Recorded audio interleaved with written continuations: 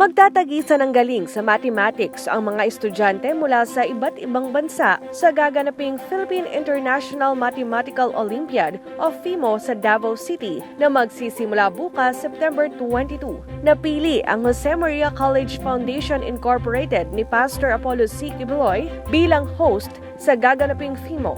Nasa 1,128 na estudyante mula sa kindergarten hanggang grade 12 mula sa iba't ibang bansa ang lalahok sa kompetisyon. Kabilang dito ang Pilipinas, Iran, Cambodia, Australia, Myanmar, Thailand, Malaysia, Japan at Vietnam. 8 J-Maria naman ang matagumpay na lalahok sa kompetisyon. They are the chosen students from schools. Tapos they go through heat round, which is it's like a qualifying stage that they have to do.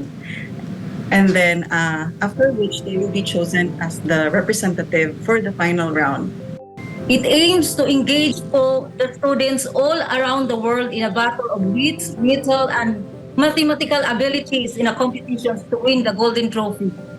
Nakatakdang mag-host ang JMCFI noong 2020 sa FIMO, ngunit naantala ito dahil sa pandemya. Ibinahagi naman ni FIMO Chief Examiner Dr. Exkiel Brian P. Aron na napili nila ang Davao City at JMCFI bilang venue dahil nais silang i-showcase ang syudad na tahanan ng dating Pangulong Rodrigo Duterte. Malaki naman ang pasasalamat ng JMCFI sa founding president nito na si Pastor Apollo C. Kibuloy sa suporta nito sa nasabing kompetisyon. Para sa Diyos at sa Pilipinas kong mahal, Daniela Paulite, SMNI News.